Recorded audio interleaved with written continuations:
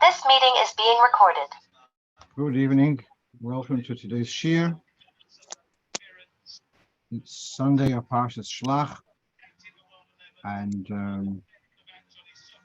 I'd like to invite you, if you're going to listen to the recording, it's going to be thanks to Rabbi Yaakov Raskin, who is on Shlichus in Laramie, that's in Wyoming, and he's doing a fundraiser for his activities there.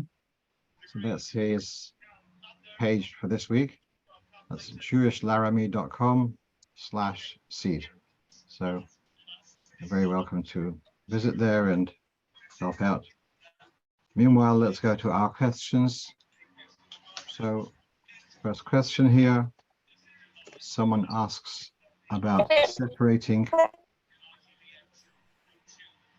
on Shabbos, separating the white of an egg from the yolk of an egg. It's quite an interesting topic. And I asked the person what they're interested in the separation for. This is talking about a raw egg. They like to put the white of the egg into a drink, into whiskey or something, and somehow it enhances the flavor, the color. I'm not sure. Probably, I don't think it was about the flavor. But be that as it may, we're not dealing with that aspect. We're talking about the aspect of the separation. So here we have from Siman Shin Yud Tes. One's not allowed to strain mustard to separate from the bits in it, even though that those bits are also edible. They're not actually total waste, and therefore in HaTorah it's not considered boirer. Nevertheless, midrabanan, it is forbidden to strain the mustard paste away from the mustard bits, because it looks like boirer of taking the good away from the bad, because you are straining in order to have the smooth paste and to discard the bits. Okay, that's the premise. Then goes into a further interesting development. How about if this mustard mix is already in a strainer from before Shabbos, and you mix in an egg? You put in an egg yolk, apparently, in order to enhance the color of the mustard. And what's going to happen then is, now we've got the white of the egg and the yellow. The yolk is called in Hebrew chel moin, and the white is called chel boin. It just helps you if you think of the word cholov, which is white milk, and therefore the albumin, the outside, is called the chel boin, and the yellow is called the chel moin. Now, if you're going to mix this yolk of an egg into this mustard, which is in the strainer, what's going to happen is the yolk is going to go through the strainer with the mustard paste, and the white will stay, it's viscous, and it will stay on top of the strainer. It won't go through. So you're separating, when you're putting in this,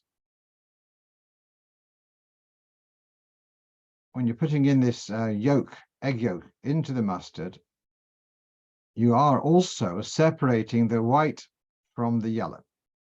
So really, he says, it's not really boirer, separating good from bad, because both the yolk and the white are both food.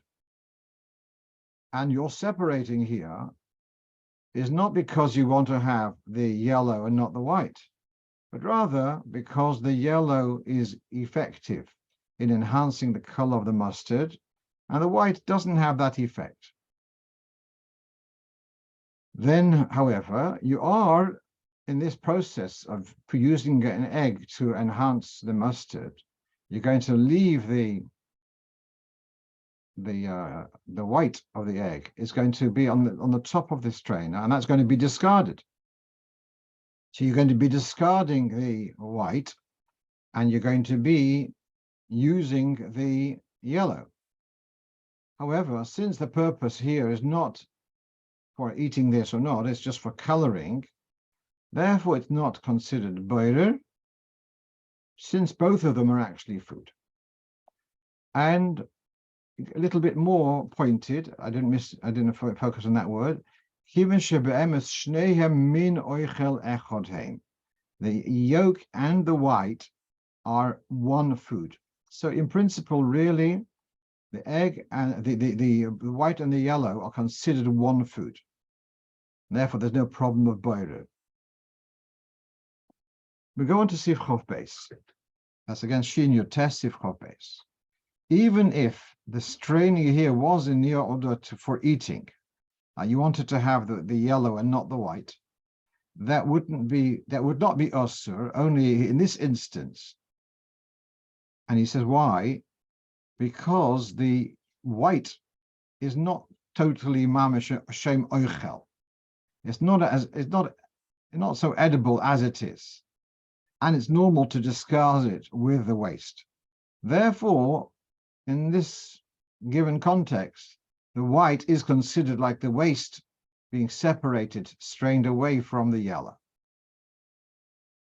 And therefore, if you did want to separate, if your interest here was to separate the yellow from the white, there would be a problem of boirer midrabon. Aval be'inyan acher, but otherwise, if there wasn't an interest of discarding the white, then the separation of the two would not be forbidden at all, even medivrei sofrim. Bibreiras min oichel echad. There's no boirer if it's all one food. So let's say you've got food, you've got pieces of meat, you've got tiny pieces of meat and larger pieces of meat. And let's say you are in the mood of just having the large pieces of meat and you're going to throw away the tiny pieces of meat. That's still not making it psoilus. It's not considered waste because they are all edible and they're all meat. And therefore, there's no question of boirer when it's all meat. So what he's saying here is that in the similar with the egg here, with the white and the yellow, if your interest is, well, if you're not trying to if your intent is not to throw away the white, you want to use the white, then there's no question of boirer because they are all one food. So that's quite powerful that the white and the yellow are considered one food, and really, if you're separating them, is not really considered boirer.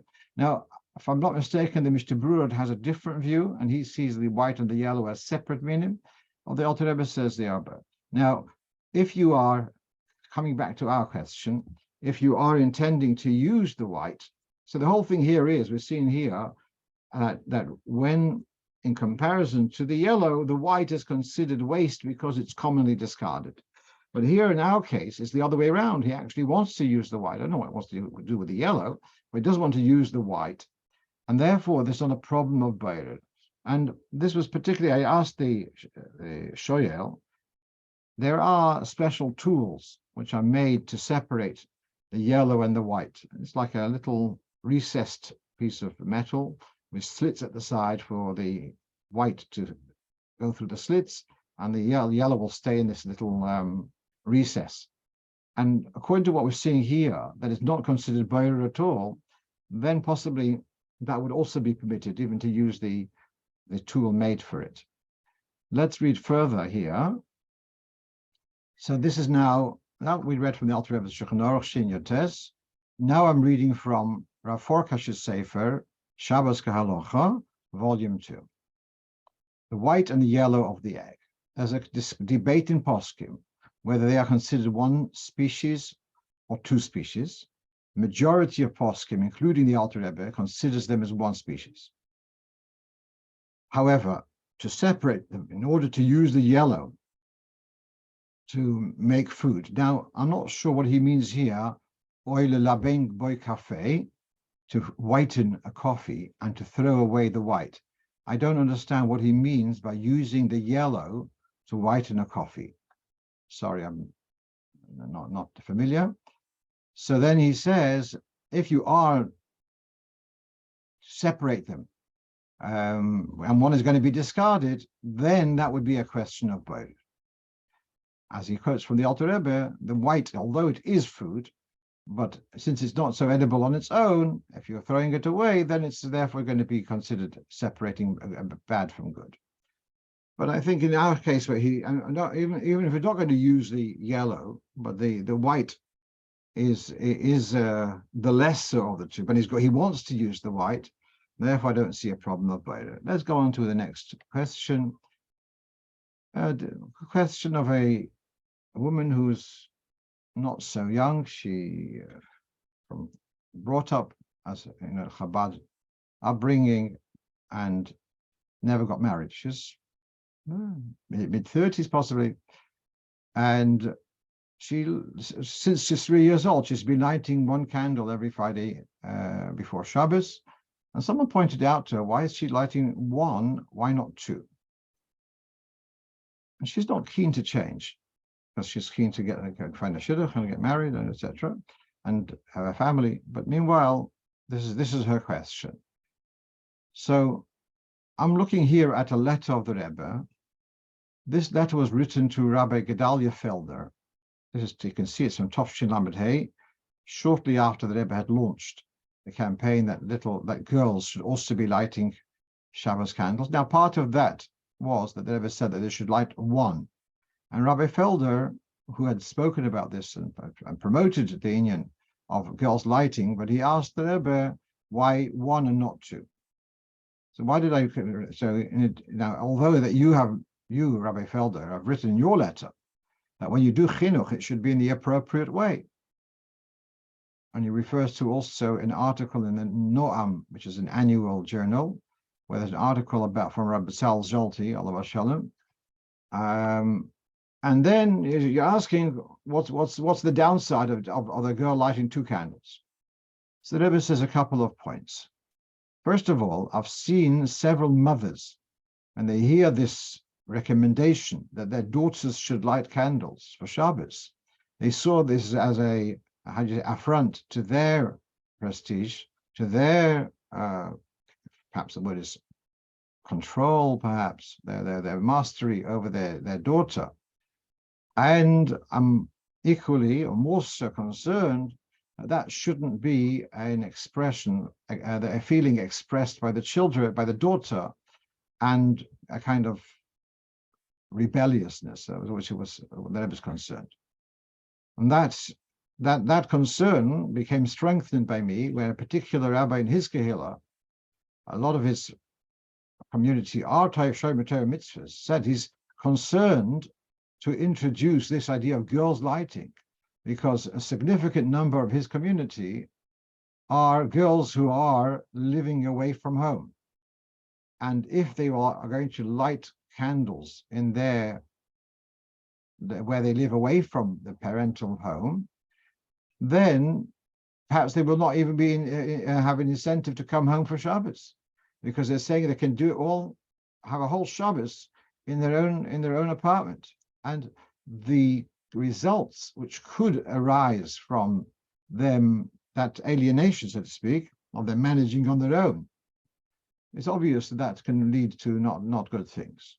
And therefore, the Rebbe didn't want to create that the girls in their lodgings should have a totally complete entity. They should feel that there is something incomplete, and therefore they would be encouraged to go home to a parental home for Shabbos. There's another point which I did not want to mention in public. There are women, and he says, I didn't have the time to search this for him. Later in the note, there are references to this, to which there is this idea that the two candles correspond to a husband and a wife. In Kabbalah, Shomer and Zocher, that's the reason given for having two candles, Shomer and Zocher. Well, Shomer and Zocher in Kabbalah correspond to the feminine and the masculine. The Shomer is the feminine, and the Zocher is the masculine. And there is the meaning to go further when another child born, to light an extra candle for each child which is born. It's an extra mazel. Actually, in the forum which I referred to in the footnotes, you have the idea of Neir being Gematria 250, and twice Neir is obviously, twice 250 is 500. A man has got 248 limbs, a woman's got 252 limbs. Together, they make 500. So there is this idea of the 2 candles corresponding to husband and wife. Now, you, Rabbi Felder, are aware of the Hefkerus. And the Rebbe says he's using the word Hefkerus, as putting it very mildly, Beloshen Nakia. The Hefkerus, which prevails in the campuses, in the colleges, in matters of how people behave in private inyanim. And therefore, if you are aware of this, if we are aware of this, do you think it's appropriate to recommend to a girl who is in such a college that she should light 2 candles? And therefore, loy pelug. Therefore, I didn't want to differentiate in every situation, whatever the level of Yiras Shamayim is, to keep it to 1 candle, not to have this idea that there's a husband and wife there, unless there is. Finally, he brings from the Alter Rebbe's Shulchan Aruch, where he says quite emphatically that the Iker Hadim, 1 candle is enough. As we have the Lashon HaMishnah, the 3 things a husband should say before Shabbos: Ersartim, Eravtim, Hadliku es Haneir, Haneir Lashon Yochid. Then there is a kavona to have 2, Zachar and Shomer, etc. Well, these are all additions. The main mitzvah is to have 1 candle, and therefore the Rebbe remains to keep to 1 candle until she's married. So, meanwhile, she wants to keep to 1 candle, and this seems to be the Rebbe's guidance.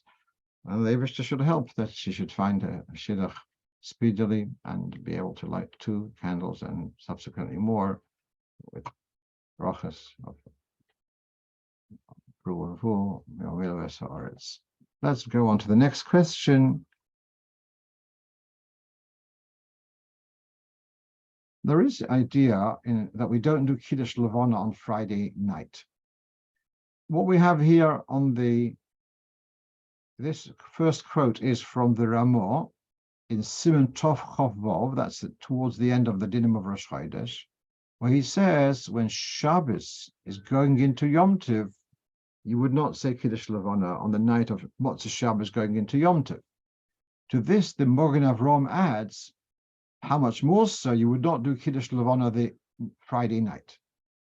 And he refers to Menachem Azaria, Rabbi Menachem Azaria Mafano, who is a contemporary of the Arizal, who gave various reasons for this, and also to the Rakant, the Rakanati, who also talks about this. So I want to go through the piece of the Rameh Mifano.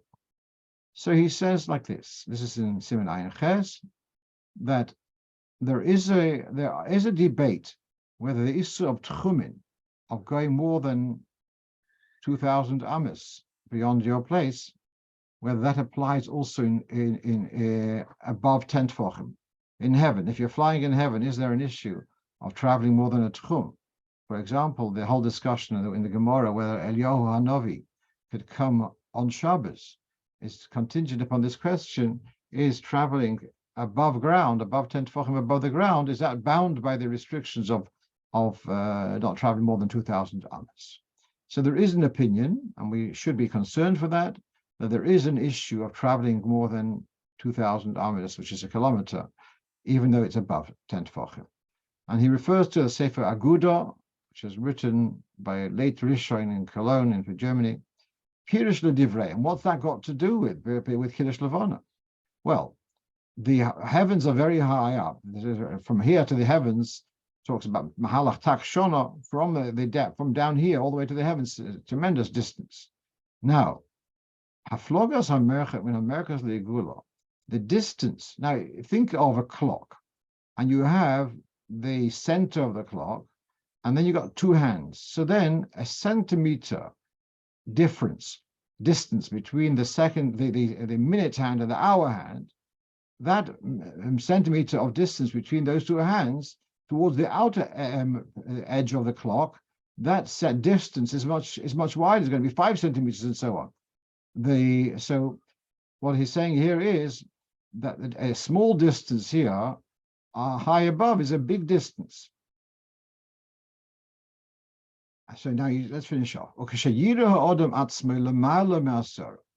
If you would visualize yourself above 10 tefachim, all the way up, straight above where you are.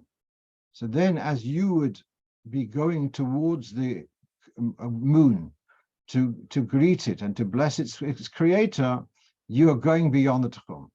So what he's saying is that as if we're going to greet the Shekhinah, which is manifest in the moon, and although here we're not walking very far, but if we would go straight up and then walk towards the moon to greet it, we'd be going beyond the tchum.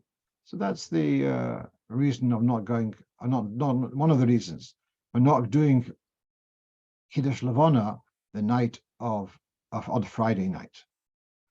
He has other reason that since you got idea of Kovod Shabbos, so Kovod Shabbos is a greater virtue than greeting the moon. And Ein Avim B'Simcha B'Simcha. Don't detract from the Kabbalah's Malchus of Shabbos by going to greet the moon, which is another energy, or whatever it may be. Okay. What you have here is from the Sefer on Rosh Chodesh written by Rabbi Chaim Rappaport, published by Kahos. And he brings this idea of Tchumen, etc. And he brings various other reasons. He brings here, in the notes, he brings, some say that the bracha on the moon is like a kind of a prayer, a tchina, which shouldn't be saying on Shabbos and Yom Tov. Some say it's got to do with the dancing, whatever. So some say, but you might come to carry out the siddur. The Poel, this is the general psak that we don't do Kiddush Levana on Friday night. I can share it with whoever asks for it. There's a Rishima, a memoir of the later Yaakov Landau from Shvat Tov Reish Ayin Tes, and how he went into the Rebbe Rashab, was the night of Veshalach, and was late, whether to do Kiddush Levana Friday night.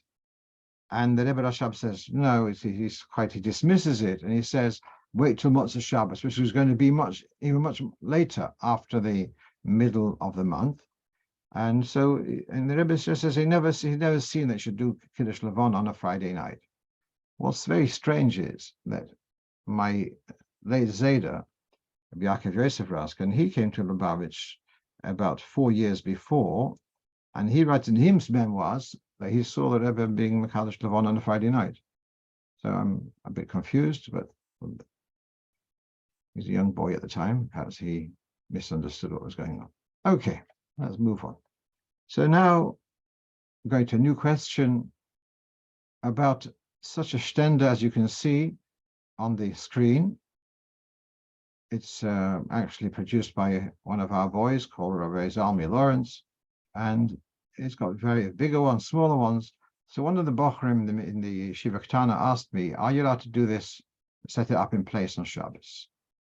It's a very good question, and I'm going to go through the Din in Shulchan Aruch, and we'll see what the question is a good question, and yet it is permitted. Okay, so here we have in Siman Shin Tesvo that you're allowed to put let's say, trestle table. You're allowed to put the board on the legs, even though you are creating a roof. That doesn't matter, because that's not your intention. You're not putting the board there to shelter underneath the table. You're putting there to use the board. Then he says, however, if beneath that board there are also walls around, mechitzas arai, even though they're temporary, so then it is doimila oihel, and you wouldn't be allowed to do it in the normal way. So if you had a walled-in area, and then you put a board on top, even though you don't need that protected area, that would not be okay to put it on place on Shabbos. So that's where we have this problem. Okay, let's go back for a moment. We've got this area enclosed inside this triangular shape. So it's an enclosed area, and it's more than a tefach cube. And then putting a lid on it would be a question. Well, happily, we have a little bit further. That was Sif Tes.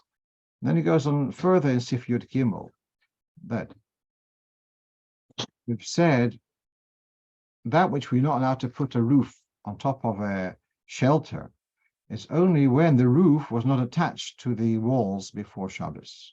But if it was already attached before Shabbos, just they were folded flat, then you are allowed to open them and put them in place. So he says about a chair. I'm just thinking I've seen like fishermen's chair stools, which I've seen in Argus catalog, whatever.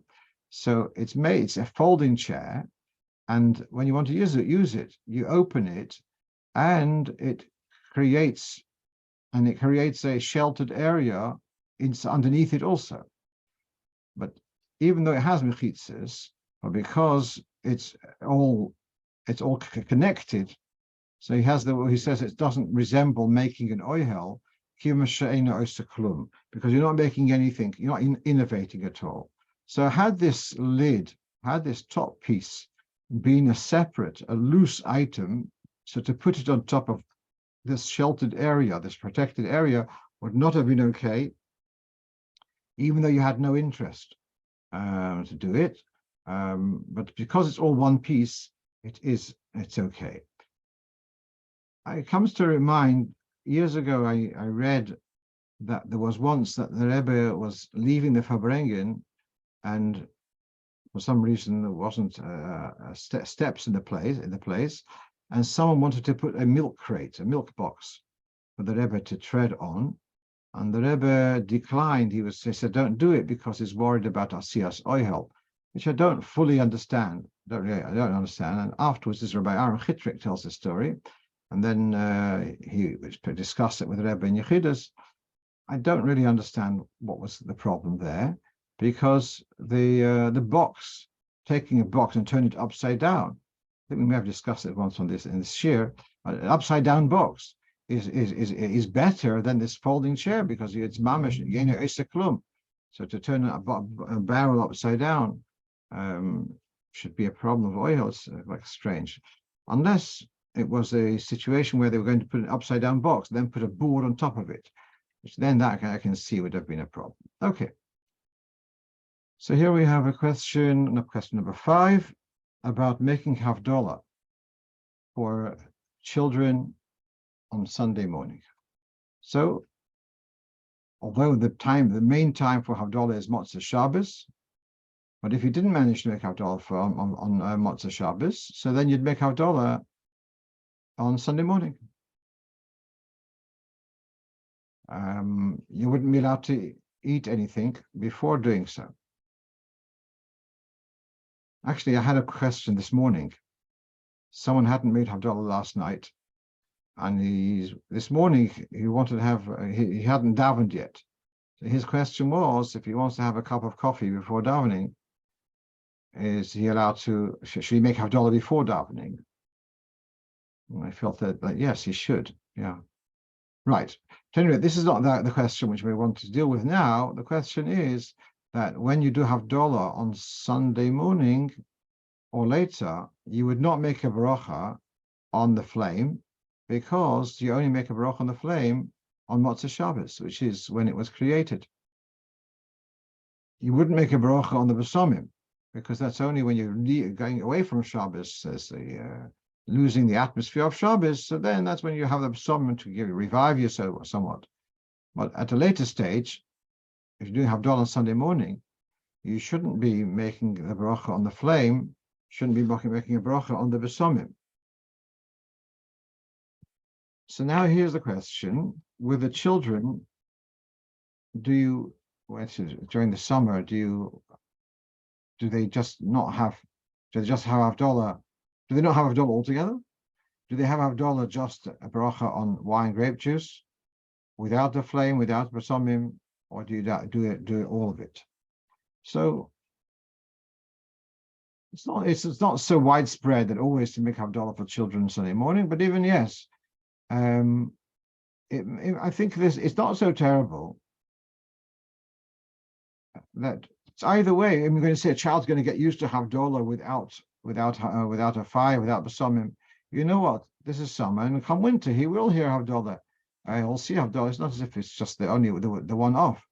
And on the contrary, it might be that if he sees that you can do it when he's now on Sunday with the Somim and with the flame, then he'll think when he gets older also. So it's I'm more inclined to say that on a Sunday morning it should be just Havdalah, just the Hagofen. If you want afterwards to give them Besomim afterwards, there's no problem to make a bracha on Besomim afterwards. To make a bracha on the flame, that would not be okay because it's. Actually, I just want to share with you. I saw a quote from the Rashba. Why someone asked the Rashba, why do we make a bracha on the creation, and the, so to speak, commemorating the time when fire was created? There are many other things created during the 6 days of creation, and we don't have anything specific to commemorate those. So why dafke on this? And the person was asking, perhaps this is because this is the one thing which was a human innovation. To which the Rashba says, you don't need to go for that. It's simple. The reason is that this inyan of fire was not available, was forbidden for the whole of Shabbos. And therefore, because now it's permitted, that's why we make the bracha now. And that's obviously the reason for Yom Kippur, that it's nothing to do with commemorating when it was created, but the fact that it was unavailable. And as we've discussed before, Yom Kippur, there's an additional aspect to the mitzvah of Havdalah, on a flame, that the flame has to have been burning for the 24 hours without being involved in any melacha. Fine, let's move on. So here's a question. A Jewish man was previously married to a non-Jewish woman, and now he's a Baal Tshuva. He has a daughter who's celebrating her birthday, and she's turning 40, and she's inviting lots of friends, and she's going to be celebrating by making a picnic on Saturday afternoon in the park. And she's asking her father, would he join them at the picnic? And they've got a good relationship. He would be happy to join her for her party. His question is, would he be allowed to partake of any of the food at the party in the park? So here we have a halacha in Siman Shin Chof Hei. Now, just to explain something, we've got many halachas about Amira L'Nochri, what we're allowed to instruct, what we're not allowed to instruct. Then there's another area of halacha, benefiting from what a goy did. These are two separate things, whether you're allowed to say or not, give instructions or not. And a separate thing, that which the goy has done already, are you allowed to benefit from? And those are fairly concentrated, those halachas, in Siman Shin Chof Hei. So let's read here carefully. A goy has drawn water from the well to feed his animal. The well is 10 tefachim deep and 4 tefachim wide, and therefore the well is a Rishus HaYochid. The street is a Rishus HaRabim. So he's drawn water from the Rishus HaYochid, from the well, to the Rishus HaRabim, to the trough, which is in the street. So after he's finished, a Jew may give his animal to drink thereof, because the goy had no intention to draw water for the person standing behind him. That's only if the goy doesn't know the Jew who's standing behind him. But if the goy does know, is familiar with the Jews right nearby, also then the Jew is not allowed to feed his animal from that water. Because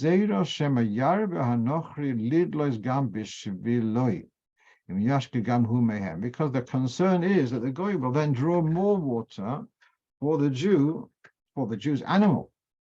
So what we're seeing here is that even if the goy has done an act for himself, but if there is the concern that he may do more malacha for the benefit of the Jew, then you're not allowed to benefit from it. Now, that's how much more so in our instance, where, of course, she wants her dad to be there, and there's every likelihood that she will go out of her way to bring something which is going to be kosher and that the father would be able to eat. And as a result, I believe that that's the halacha, that he's not allowed to partake of anything because of the likelihood of their Goyish daughter carrying a little bit more for him.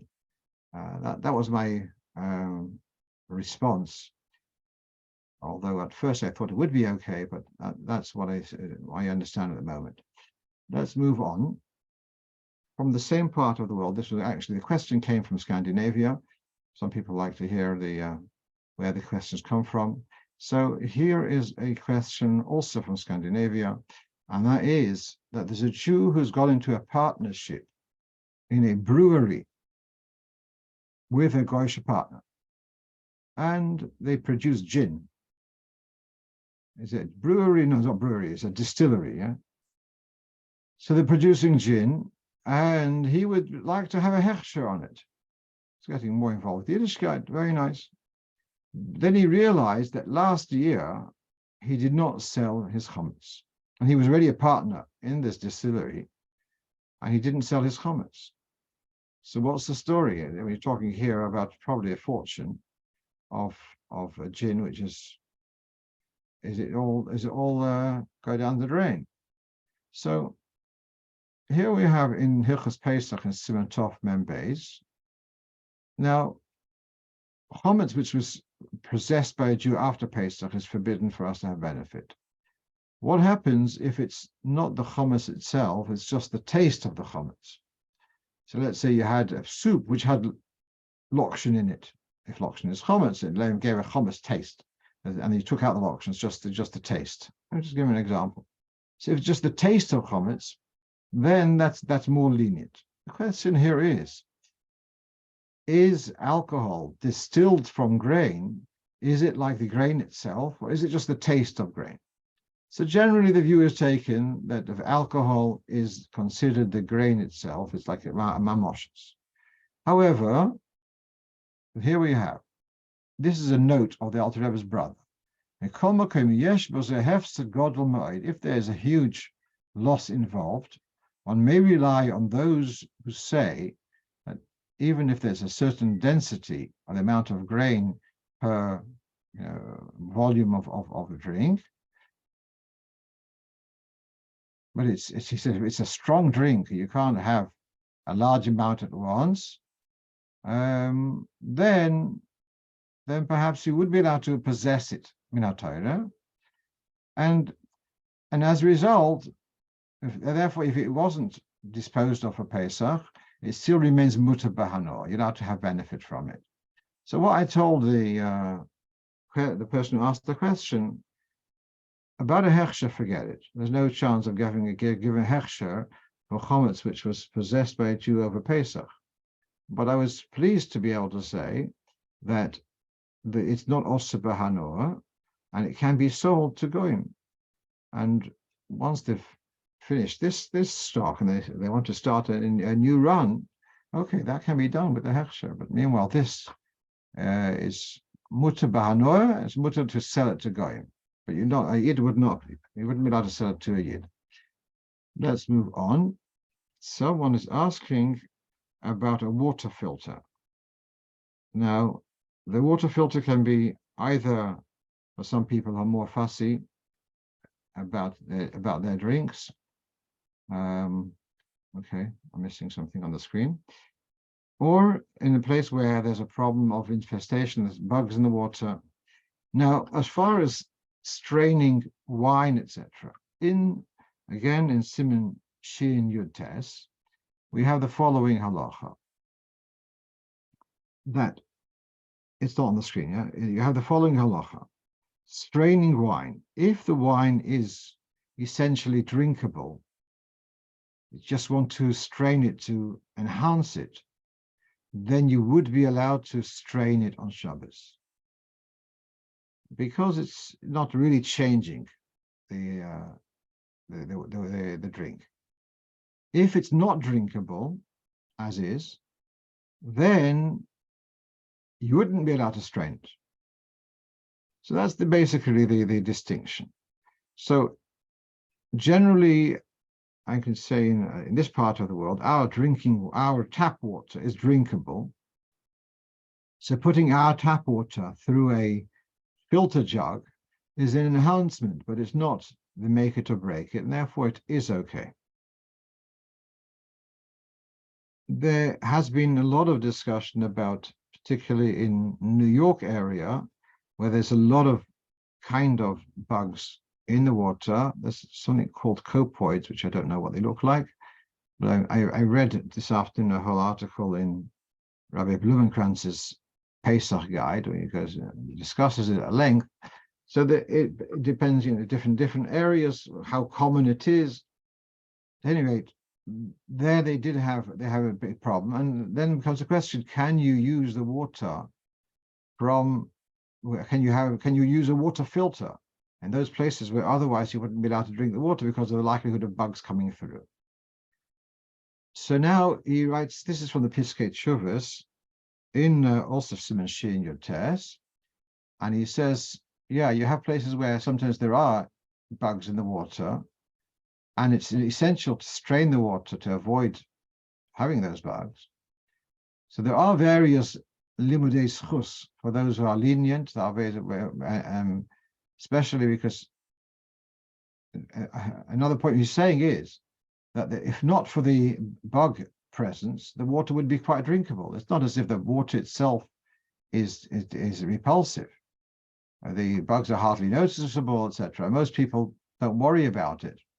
So here's an interesting question. When we say don't take bad away from good, what about if the bad is not a physical bad, it's just a ruchnistic bad? Is that also called baira? That's a little bit related, although here's a physical presence. But I think that's what he's alluding to, that the water is a drinkable water. And therefore, it's not so straightforward to say that baira applies. And here he has another very interesting point in the notes, that actually, we have in many of our taps, we've got a built-in strainer. And further up the line in the water supply, there are several strainers along the line.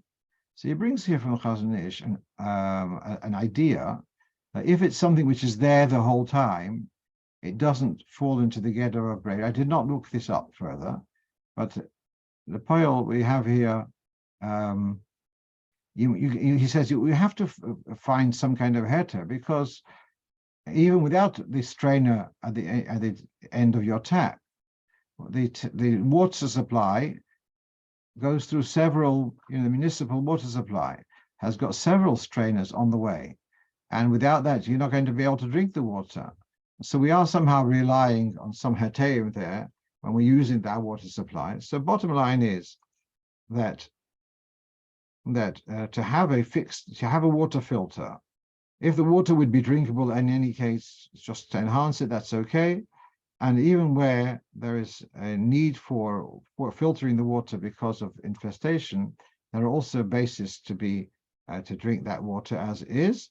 I'm sure there would be a hidur, though, to use bottled water for personal for drinking in such a situation. Right, I'm talking about Shabbos. The 9th question on our list. So someone's asking about counting people. Now there's an issue to count people. It's a Gemara, and it's brought down in Mogen Avram, Kufnun Vov. The Alter Rebbe in Kufnun Vov talks about it, about counting people. Now, in the Chassam Sofer, he said that's also forbidden even in writing. And he brings his argument is, we know that Shaul HaMelech counted the Bnei Yisrael, and each one gave a shard, the bezek. And then we have the story where David HaMelech wanted to count the Yidden, and he had given Yoav the job, and Yoav was very reluctant. And he says, why did they have to go out of the way? They could have just done it in writing rather than verbally. So you must say that even in writing is also forbidden. So then becomes a simple question. How do you manage with a register, running a bank, running a school? Of course you're having names, and the names on the register have got numbers, etc. Is that always falling into this problem of counting Yidden? By minimum, we count Hashia Samecha, but I can tell you that the school registers I've seen do not have Hashia Samecha on the margin. So how do we deal with this? There was also, and we once discussed this, about joining in a census, whether you'll be allowed to join a census, where the census is also going to count how many Jews there are in the country, etc. At any rate, coming back to our question about simply you are a group leader and you have a list of, or a teacher, a list of names, I think the following, that counting would be, 1, 2, 3, 4, 5. And then counting by writing. Okay, number one, I write a 1, I write a 2, etc. I'm writing as they pass by, or as I pass by them. That would be counting by writing. But if I've written down a list of names, I've written down the list of names to have an identity of who they are. Then I look at the names, I know the number, but it's not that I haven't written them to count them. I've written to keep track who they are, but not necessarily the number. That's a secondary thing. Once the name is already there on the list, I'm allowed to count the names which are on the list. That's my way forward on that. A couple of other points to finish off feedback. We'll finish a couple of minutes early if that's okay. One was about, last week we discussed about French fries being subject to Bishul Akum. So my conclusion was last week that I don't see it being a problem. So Mayor Zirkin gave me a link to some quotes from the Debretziner, who also he's toing and froing about this, but he says Lepoil the minig is to consider it an issue of Bishul Akum. Simply the question is, if you did not switch on the fire, could a Goyish chef make French fries for you? That's really where the question is. And so, you have a Yiddish switch on the fire, but the I would say you would be allowed to have them. The other question, which came up last week, was about saying Hamapil for children who are going to sleep before nightfall. And so both Rabbi Zirkin and someone else, Rabbi Blotner of Monsey, pointed out that the question was, in the Baruch of Hamapil, it says Hashkivenu. We're going to sleep now. And that's why after dawn, according to the Mr. Brewer last week, is saying you can't say Hashkivenu after dawn, so you can't say Hamapil after dawn. Very well. But that's interesting because people who daven Ma'ariv early, from after Plaga Mincha, they are saying Hashkivenu in Ma'ariv. And therefore, someone who's going to sleep early should be also allowed to say Hamapil after, and say Hashkivenu in Hamapil, because because it's after Plaga Mincha, you can say Hashkivenu. I saw the Piskei Tshuva mentions this, and he's not so confident about it, but I didn't understand why he's not confident about it, but okay. So there seems to be many good bases to allow children to say Hamapil before they go to sleep, even though it's not yet sunset, as long as it's after Plaga Mincha. Let's just finish off, and instead of finishing a bit early, I mentioned at the beginning of this year that the recordings of this year are being put up online, etc., for the last almost 3 years, or is it more?